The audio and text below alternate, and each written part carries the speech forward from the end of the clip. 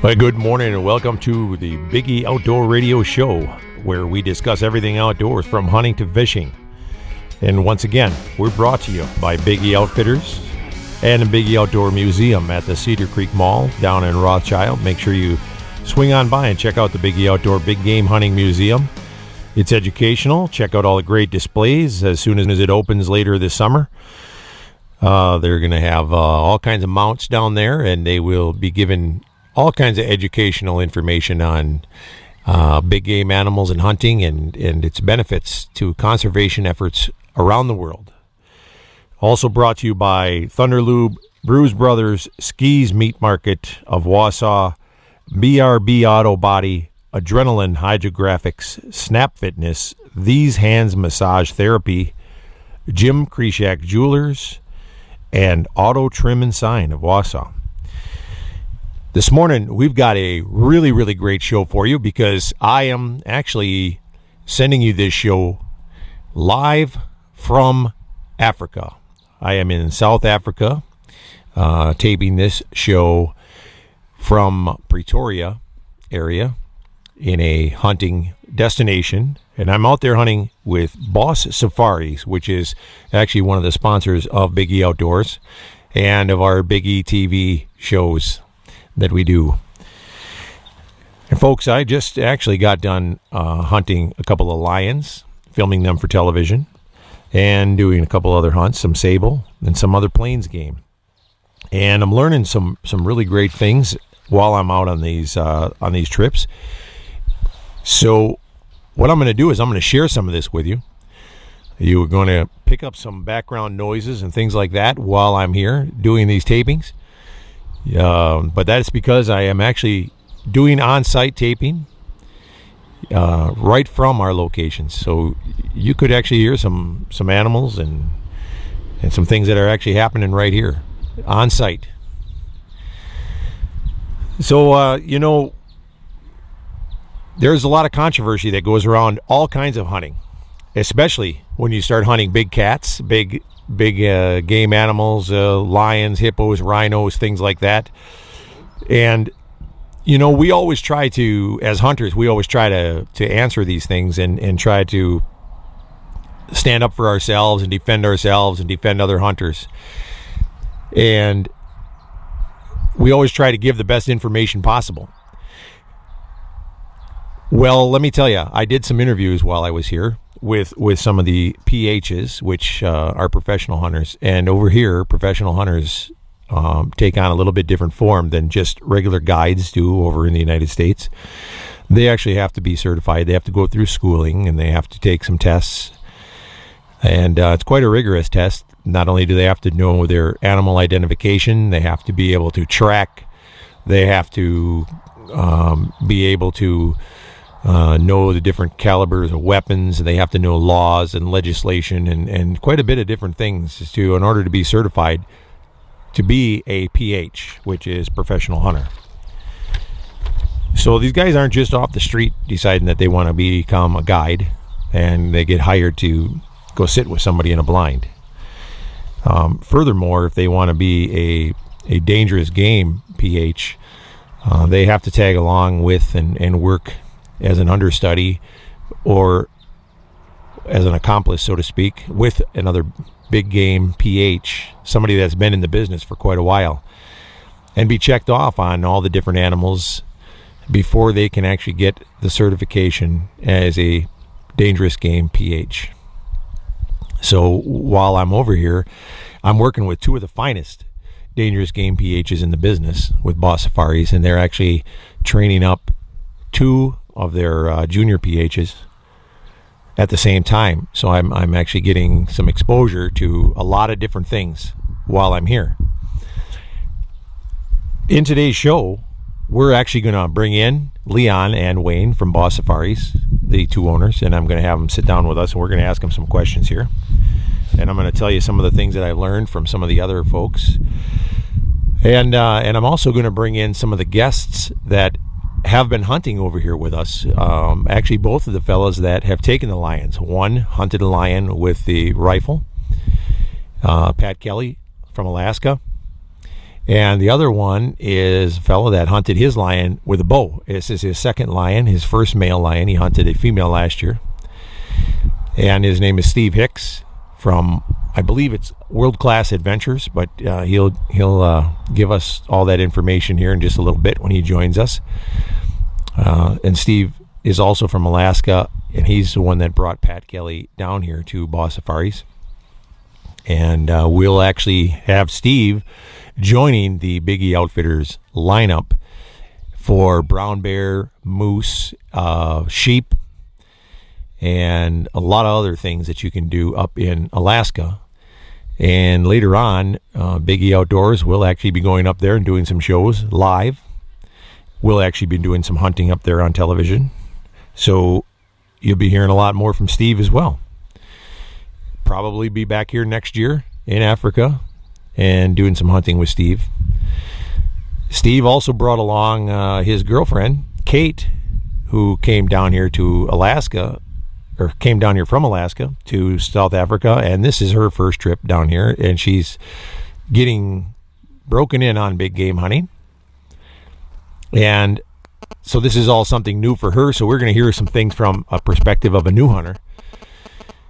And Kate actually got to take an animal or two while she's been here so far, and she's not done yet. So we're going to actually bring in quite a few different guests on this show today, and you'll get to hear from all of them. But, you know, folks, like I said, we always go and we combat these anti-hunters. And so far, the hunters that have been here have posted pictures online. And they put pictures of their lions, and already the rhetoric has started. Some of their own friends, people that they didn't even know would do this to them, have posted on there. Such a shame to kill a magnificent animal, to waste a magnificent animal for no reason, and comments like that. Having learned what I've learned here adds to things that I already knew about hunting, and just goes to show how uneducated anti-hunters and these tree huggers and greenies are out there, and how way off base they are. You know, I thought I had a lot of facts and a lot of things to try to teach these people about how wrong they are about hunting and how necessary it is. But I actually took the time to sit down and interview the PH up in the Kalahari that took us out for the lions. And I asked him everything from what they do with the meat, what the value of the meat is. This is on Plains Game. What happens to the lion meat? What happens to the bones? What is the way that the treatment is of the black population, which is the people that actually work for these camps and does the skinning and the tracking and the cleaning and the work, and also how the local the villages are treated. Which, by the way, I did a lot of filming of these villages and a lot of these places as we're coming through, and people, I'm going to tell you that the local population, they live in literal shacks made from everything you can think of. There's pieces of steel siding that looks like it blowing off of buildings in storms, cardboard, styrofoam, trash, things that they found laying. I don't know where they get all this stuff, but they put together homes and shelters made out of things that you wouldn't even see our homeless folks living in. It doesn't seem like. And there is entire cities and villages made out of this stuff. It looks like something from a war zone or from some refugee camp, and this is what they live in. So this is South Africa too, by the way. This is a more civilized area Now, when I get up into Zimbabwe and places like that, it gets even worse. So this show is going to go on location into a lot of those places, and I'm not only going to bring it to you via radio, but you will be able to see video of this, and you're going to be able to see shows brought to us. So you can be able to go to our website, watch it on YouTube, or you can be able to see this stuff on our TV shows as well. So we're going to be able to show this to you, because it is an unbelievable sight. This is stuff that you're not going to be able to close your eyes and imagine this stuff. And I can't paint you a picture of this on radio good enough to get this thought into your head of how these people actually live. So the necessity of the hunter in these areas, and the hunt can even explain to the anti-hunter when they sit here and say that it's not necessary for us to come and hunt, and that our dollar isn't necessary, and that not true at all, not true at all, not true at all, not true at all, not true at all, not true at all. I actually posed this question to the PHs. I posed it to I've posed it to I've even posed it to the trackers and to some of the skinners that are here, and asked them what they think about it, and they're actually appalled by it, because they would eat if it wasn't for the hunters. And if it wasn't for the hunters and for the way that we handle things, there would not be any animals left, because the people that don't have the money to eat would go back to resorting to poaching.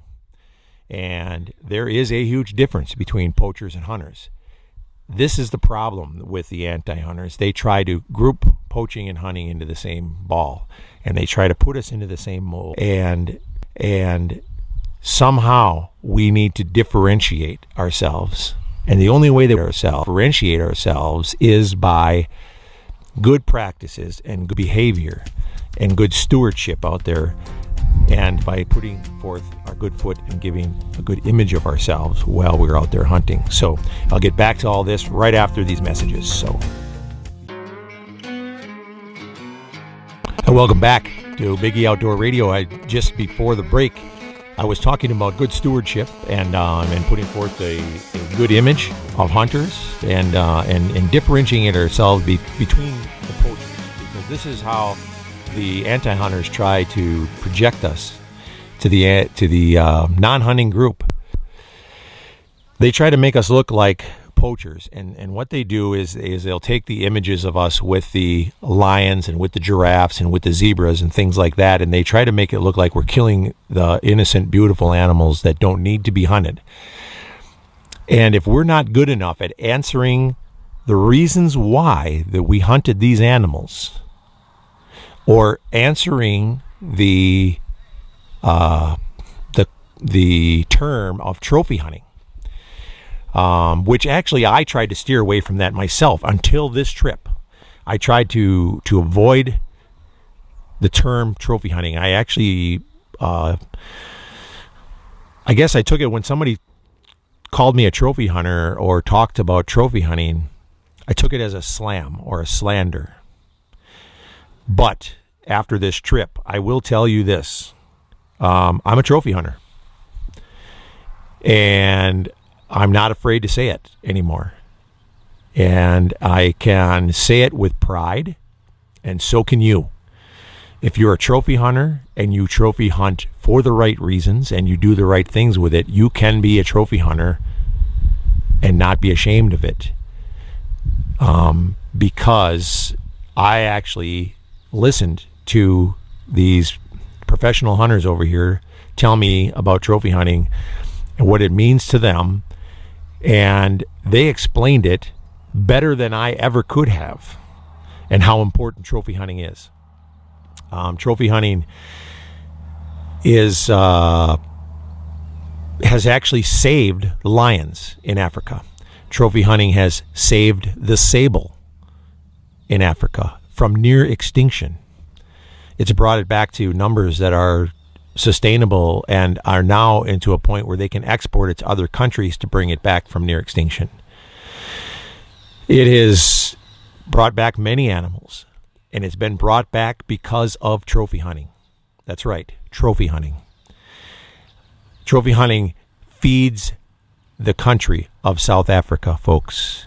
It feeds the country of Zimbabwe. So trophy hunters are welcomed in these countries, and it is a form of feeding many, many people over here.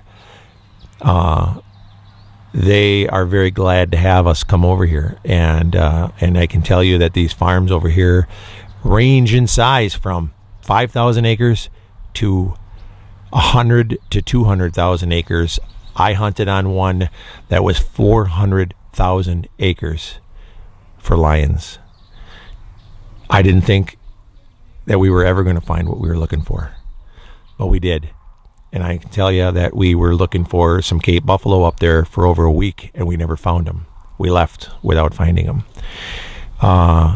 This is an amazing, amazing country. And up in the Kalahari is just gorgeous. And I can tell you that people have a very, very bad stereotype of hunters and trophy hunters in some areas of the world. England, for example. If you are on Facebook and you're getting bad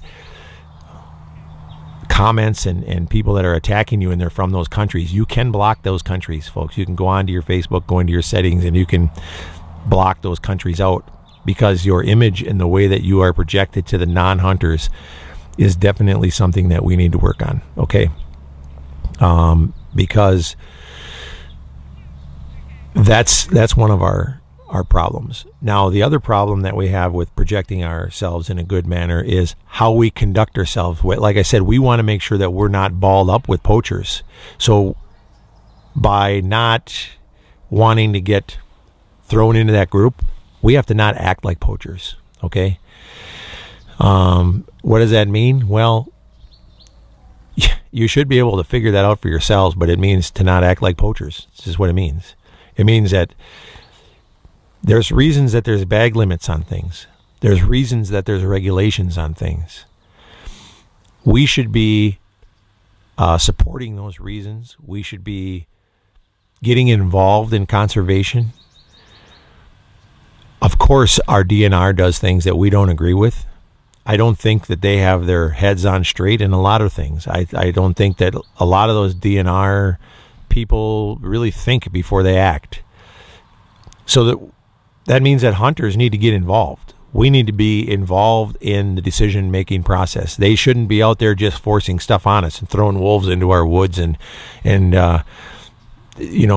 sticking animals out there without talking to the people first and letting us vote on it.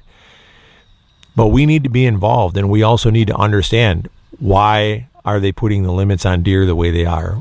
And if the fish limit is at 5 or 15 or 50 or whatever it is, then we need to live by it. And that doesn't mean 5 or 15 or 50 in the bucket in the front of the car that they can see, and another 5 or 15 or 50 in the bucket in the trunk of the car.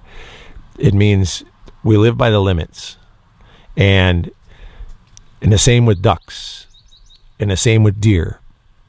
And it doesn't mean that we go out and we shoot extra ones and we buy a tag for our wife that doesn't hunt, and then we get her to tag the deer and we go down and we get it registered. It means that we live by the laws and we are good stewards of the land, because we do not want to be considered a bunch of hellions out there and poachers and people who are not respecting the laws and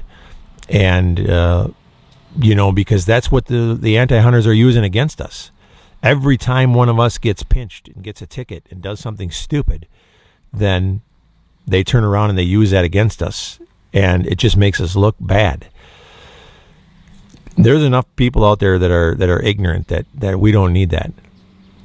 We need to be bringing more folks into the hunting. We need to be bringing women, children, people that normally wouldn't hunt, and I am talking about minorities, and I don't mean that in a negative way, but think about it. You don't see a lot of black hunters. You don't see a lot of Spanish American hunters. You're starting to see more and more of them, because the Spanish American population do like to eat wild game. They like deer. They don't hunt for the trophy, I can tell you that. Most of the Spanish American folks that I see, they hunt for the meat.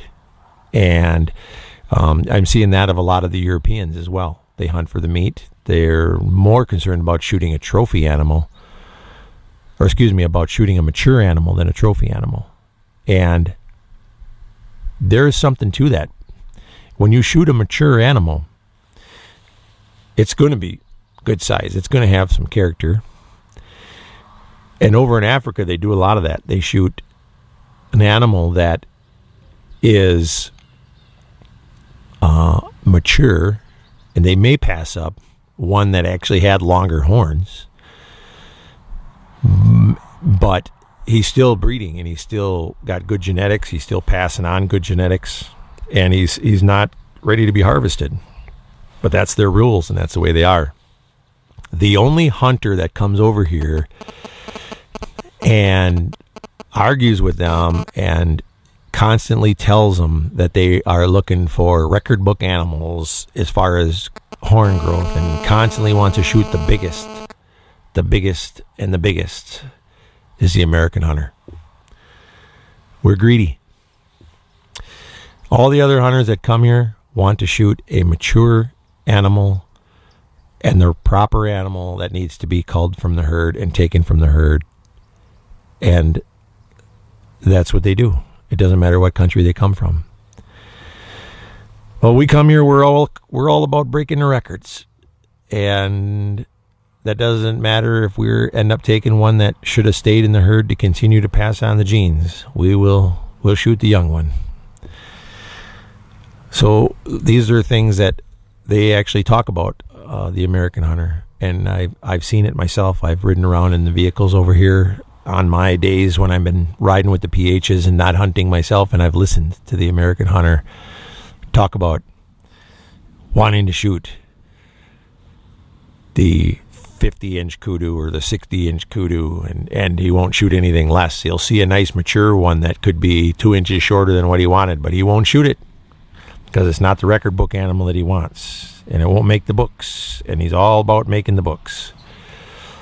So, we need to think about things like that and how we project ourselves to, other countries and other hunters and people overseas and everywhere. So when I come back after the next break, I'm going to start telling you a little bit about some of the things that I learned over here about the dispersal of the meat and the bones. Yeah, the bones. Blew me away. And the lion population, the things that you can use yourselves when you start talking with anti-hunters on your social media. And this information is going to blow you away. And I'm also going to bring in a couple of these PHs from Boss Safaris and some of these folks, and we're gonna do a little bit of talking with them and let them give us a little bit of insight from their point of view on what they think about hunters and American hunters, and just kind of give you a little bit of treat, let you hear from them. So again, as you're going out into the outdoors, be thinking of your stewardship. Be thinking of taking a mature animal next time, and think about letting the young one walk, and try to look at your deer or your elk or whatever you're looking at, and try to think about, is it a mature animal? Is it a young animal? And our entire herd in Wisconsin alone would just look a lot better if we all started hunting that way. All right, I'm gonna let it sit on that, and we will bring it right back after these messages, and I guess we'll have a guest in the studio with us.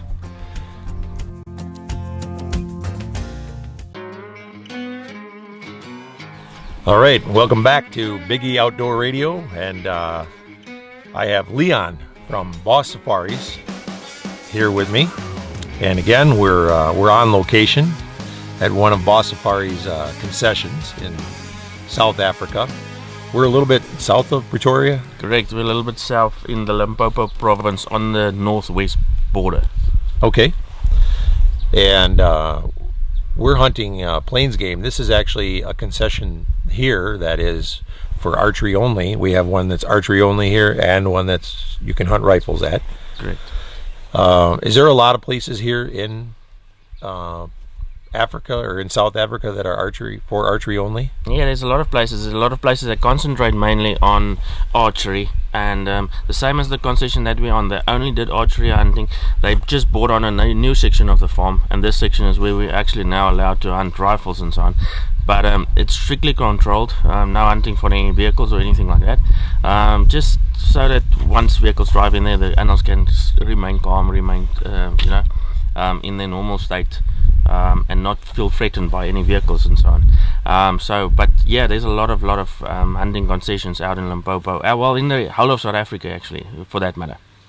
Well, one of the things I noticed when they're hunting in the archery-only concessions is it gives those folks that are flying over here and want to hunt with a bow, it makes it so that they're actually going to have more opportunities to harvest more animals in a day, rather than stalking around and maybe hunting for 3 days and only getting 1 or 2 animals. Yeah, the blinds and all the waterholes is everything strategically located so that, depending on which way the wind blows and depending on the time of the day and so forth, exactly where the animals will be coming in, and you have a good chance of harvesting some of the best trophies possible, from either blind.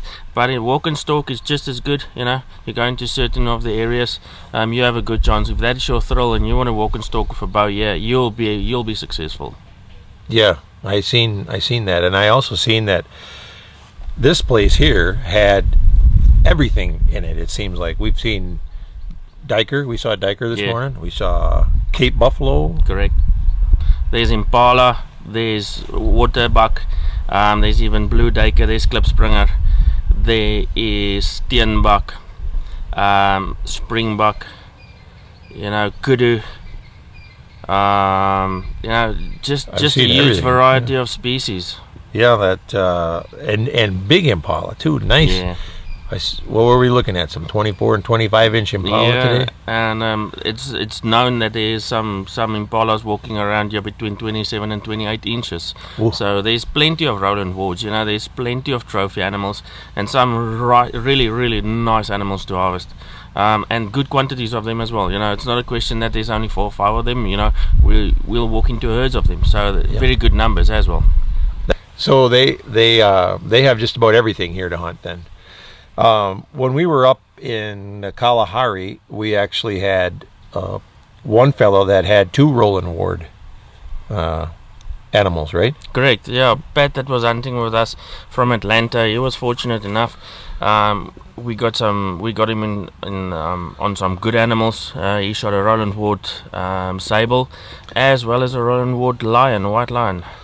Yeah, he actually was pretty happy with that. He got two very nice animals. So guys that want to get themselves in the books, they can not only get themselves in an SCI book here, but they can come over here and really make some nice records. You guys find some good animals here. Yeah, it is, and it's the nice thing about most of these concessions is there's not a lot of people that use them, so the numbers is really the quality of animals is so if you're really into trophy hunting and you really want to make sure that you bag some big animals, it will be a good thing, and we'll make sure that you get what you're looking for.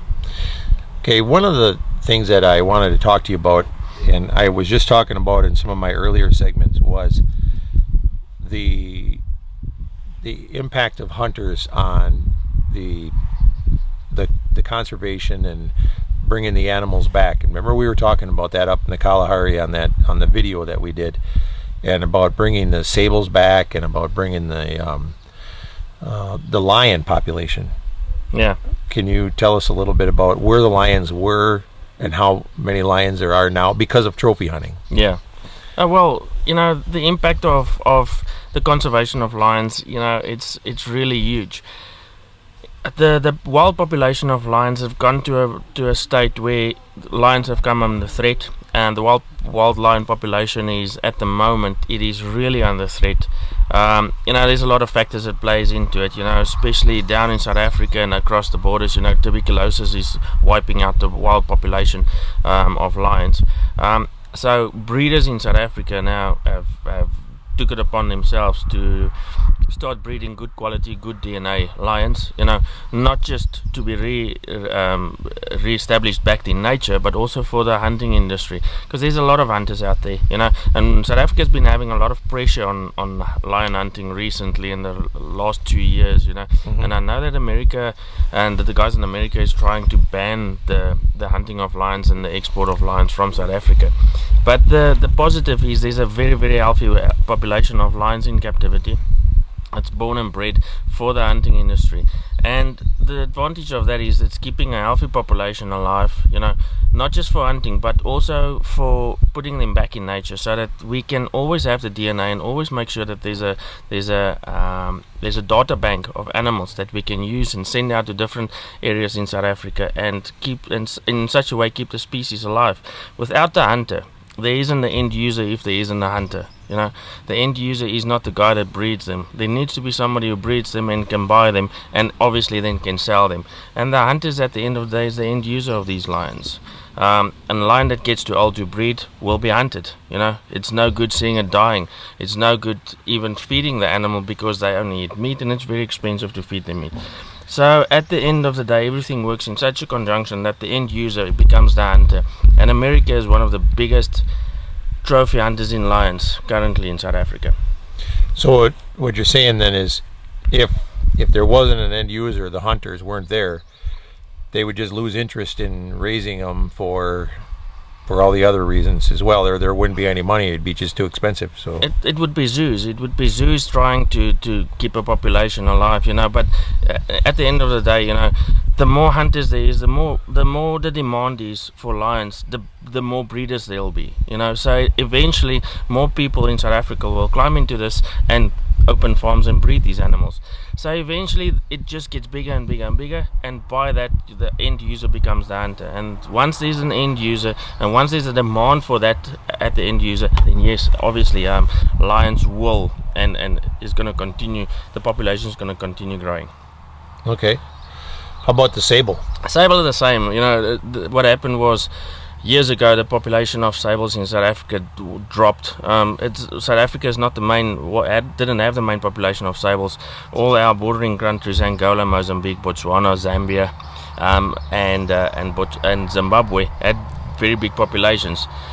Since Botswana closed its borders for hunting, the poaching of sables became really, really evident. And once there's no hunter, once nobody puts up fences, once nobody controls the population of animals, all that happens is the natives come in and they pursue these animals for bushmeat, and they kill them off and they poach them.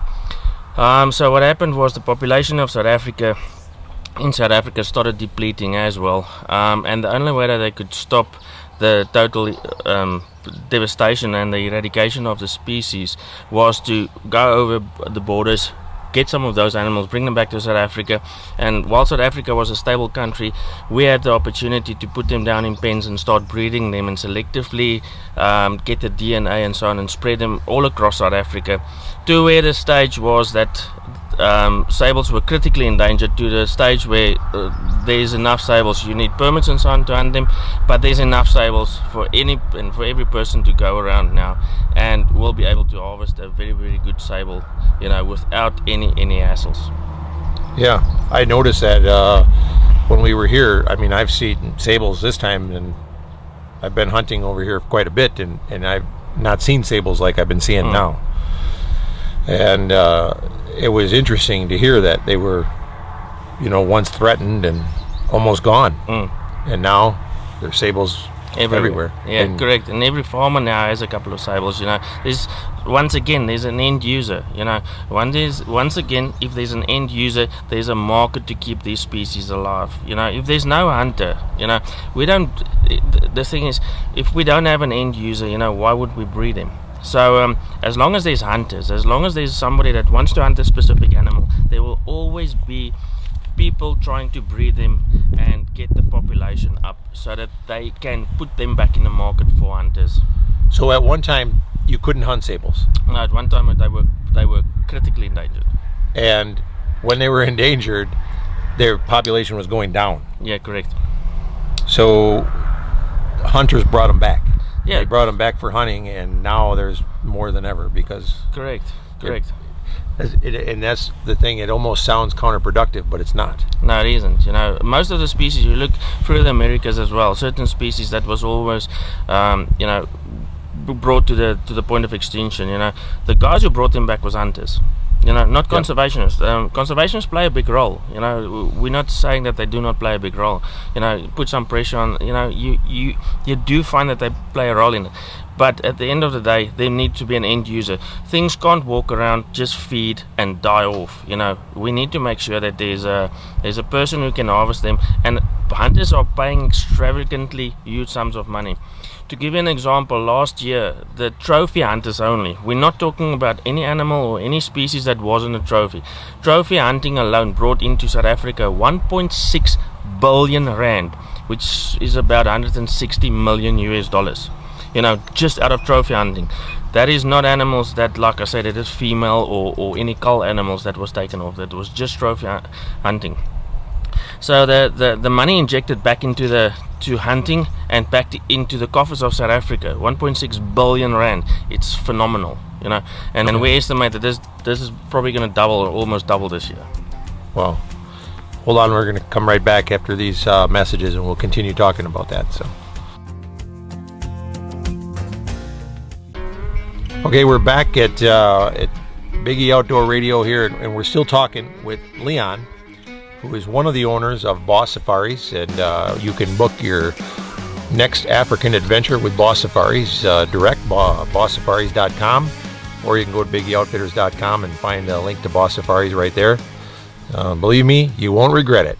We've been over here for about a week now, and we've been having a blast, and we'll get some of the hunters in here in just a minute, and we'll talk with them as well. Leon, we were talking about the money that is brought into South Africa, and right now, I'll be going around the world and we'll be talking to all these countries, but just South Africa alone, you said about 1.6 billion rand brought into South Africa. That's a significant amount of money. That is. I see there's hunting ranches all over the place, so hunting has to be a real large source of income for the people here. Correct. It's job creation, it's employment. With hunting comes a lot of things. Hunting is not just hunting. There's lodges involved, there's accommodation, there's food preparation, there's meat preparation. Like I say, through the stage of hunting, everything in this hunting process gets utilized. The trophy hunter takes with him the skin, the horns, the skulls, the bones. Right. The meat stays behind. Those meat get processed.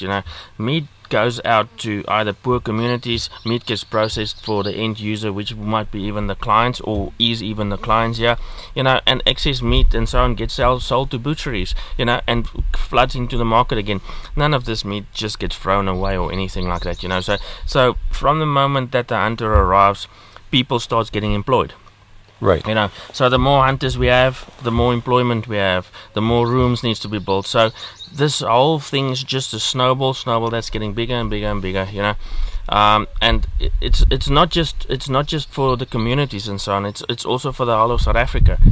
Hunting in South Africa, and I think but hunting in South Africa is the largest, single most source of income out of any sport, and mm-hmm. I'm saying this sport in a wider context than just sport, but for bow hunting, rifle hunting, any type of hunting that is important, and has commercial value, is being exploited, and by that people are building lodges, building on, putting fences up, getting animals in there, and the end result is a lot of new game farms come up, and a lot of these species get introduced into the system, which makes sure that the survival of the species will continue. Yes, I noticed that they do a really good job of herd management. They only hunt the mature animals from each species, and we've seen some animals that are really big, but we look at them and you'll say, no, he's young, we'll let that one go. Then we go around and we look for a mature animal, and sometimes a mature animal might have a little bit shorter horns, but he's mature. Yeah. that's the one we take. You know, that's at the end of the day. It's not always the biggest and meanest. Most of the time, you get different types of hunters. You get the hunter that comes out here who's running around with a tape measure in his pocket. He's looking for size and so on. So we make sure he gets the best available sizes. You get hunters that come out here, especially from Europe, who's more interested in shooting the old, Mature. the sick, fully matured animals, over their prime. It's finished breeding, cannot breed anymore and so on. So those are the specific animals that they're looking for. So in saying that, there's this market is available, and then very nice thing about it is you're not going to come to a farm and find 10 animals. You're going to come to a farm and find 200 of them. You're going to run around here and you're going to be amazed by the numbers of species and the numbers of animals that you're going to see on a farm. And it's not overstocked. It's not to the point where game management is very, very strictly controlled in South Africa. That's why we have our fences. Once we put up the high fences, the government says then you take control of your land, but we still own the land. So we need to make sure that you control it properly. So inspections get done every 3 years. The Nature Conservation comes out and looks at your game management plans, the numbers of animals that you have, as well as your flora, how much food is there for the animals, etc., etc., etc. And by that they give inputs, on how to control and how to make sure that you have the right numbers of species on your property. When we were up by in the Kalahari, Steve Band made a comment about there'd be no value to the land, or that if they couldn't hunt it, that they wouldn't care about the land. Certain areas in South Africa is just, the only thing that is really that is successful is game. The soil, the type of vegetation there isn't really sustainable for anything such as goats or cattle or anything like that. Especially up in the Kalahari, like you said, there's a lot of sand. We did find a lot of grass. We had a good rainy season, so there was a lot of grass. But that grass at the moment is really dead, and there's not a lot of nutrients in it. And the ground carrying capacity for larger animals such as cattle and so on, is not very high. So the number of cattle you would be able to put on a piece of property like that is not a lot. But for game, it is very successful in game. Game has always been there, and they've roamed these areas for millennium. So at the end of the day, it's really, really important to see that it is more sustainable and much more valuable to the landowner to put game and put fencing up and put game on that properties than do cattle, because there's always a market, there's always a guy who wants to shoot animals and come and find trophies and so on. So at the end of the day, it's more valuable for them. If it wasn't for the hunter and if it wasn't for game fencing and game on the properties, then it would probably turn into a cattle farm, and then it had no value. It wouldn't have the kind of value that it is having now at the moment. And he also said then that I was really surprised up there.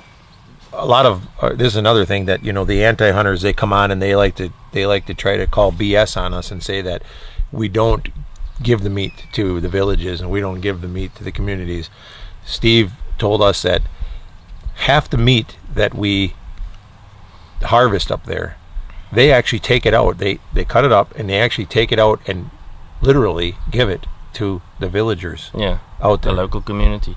See, what happens is, once there is a piece of property, a game farm or whatever the case may be, since there's no jobs, since there's not a lot of things to do for these guys, it's not close to any major centers or major cities or anything like that.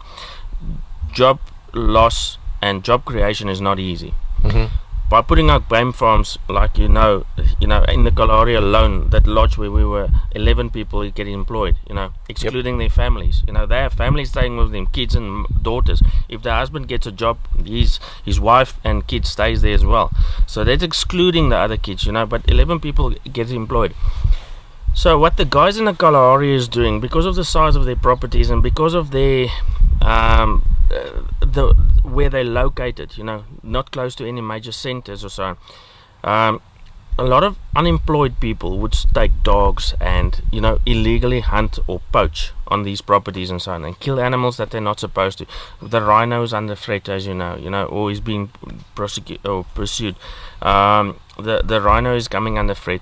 So what these guys are doing to make sure that they keep the villagers happy, they take 50% of the meat that they hunt on the farm and distribute it. This encourages this discourages the local community to enter onto land, and come and poach. So they have meat, so they got no reason to come onto the property other than to get meat. So now once they receive this meat, it's not necessary for them to go out and poach and kill animals illegally on private land. So they probably don't even go and poach on the open land then that is out there. They don't have any reason to go and... As long as they have meat, and like I say, numbers, the thing is all about numbers. Mm-hmm. Once you start crunching the numbers, if these guys only shoot 2 kudu in a season, that's not enough food. But the hunters that go in there and the number of animals and so on we harvested off that property, Mm-hmm. Is a lot of meat. And a lot of meat then goes to the community. So the more hunters there is at the end of the day, the more food will go to the local communities. So that's why we encourage hunting in different areas. Sure. And then the other thing that I found was really interesting was that you had told me about the bones from the lions. This is what really blew me away. So go ahead and tell me about what happens with the bones from the lions. India has a huge problem. As we all know, the Bengal tiger is really under threat. It is critically endangered at this stage, and people from India, they use it for medicinal use as aphrodisiac, as well as the bones get used in medicines and so on. During the CITES, on one of the CITES conventions, they decided that to stop the persecution of the Bengal tigers, lions from African wild lions or hunted lions will be exported, and will be sold to India, Korea, and these places. So what is happening now? All the lions that is hunted, especially male lions, gets marked, tagged, photos get taken, and then they get exported to countries around the world that buys these bones and use them for medicinal use, which relieves the pressure on the Bengal tiger. And it has released the pressure on the Bengal tiger so much that the species is really coming into its own again. Really? Yeah. So this is something that is going to carry over into our next hour, if you can hang out here for just a little bit, because this is big enough. What happens with our radio show is we roll over from the first hour and we have some other radio stations that actually join us, and I want to make sure that we continue to talk about that, because that to me is just really interesting. I didn't know that. I didn't know that those bones were interchangeable with the bones from the tiger, and that it was taking the pressure off the poaching of the tiger, to the point that, hey, someday we might be able to hunt tigers again. I'm sure we will. And because we're stopping the poaching, because legally hunted lions, the bones are actually being used to replace the poached tigers. Correct. And that's just huge. So okay, we're gonna wrap it up for this hour. You're listening to Big E Outdoor Radio.